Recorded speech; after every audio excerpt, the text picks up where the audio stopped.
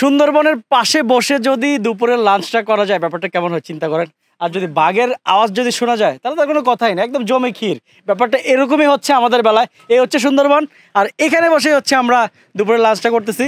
Already সবাই বসে পড়ছে। এই যে মামা, মামা তোমাকে আজকে ভিডিওতে দেখাই নাই। এই হচ্ছে আমাদের সেই প্রিয় মামা খুলনার, যেই মামার টানে আমরা খুলনায় ছুটে আসি নাকি।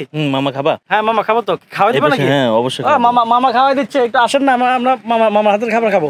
বাম পাশে। হ্যাঁ মামা, মামার হাতের খাবার খেয়ে ফেললাম, এখন নিজের হাতে খেতে হবে। যাই হোক, এখন বিষয়টা হচ্ছে রেস্টুরেন্টটা এত বেশি সুন্দর যা বলার বাইরে। এখানে প্রত্যেকটা জিনিসই ইউনিক। রাত্রেবেলা আরো বেশি সুন্দর লাগবে। আই গাইস, আমরা রাত্রে ফুটেজটা আপনাদেরকে দেখানোর চেষ্টা করব। এইদিকে হচ্ছে আপনার সব খাবার হচ্ছে ওইদিকে সার্ভ করে, আর এখানে হচ্ছে বসেও খাবার ব্যবস্থা আছে। আপনারা চাইলে ডাইনিংও বসে খেতে পারবেন, নিচে ফ্লোরিং করেও বসে খেতে পারবেন। আর বাতাসটা, এসির কোনো দরকার নাই।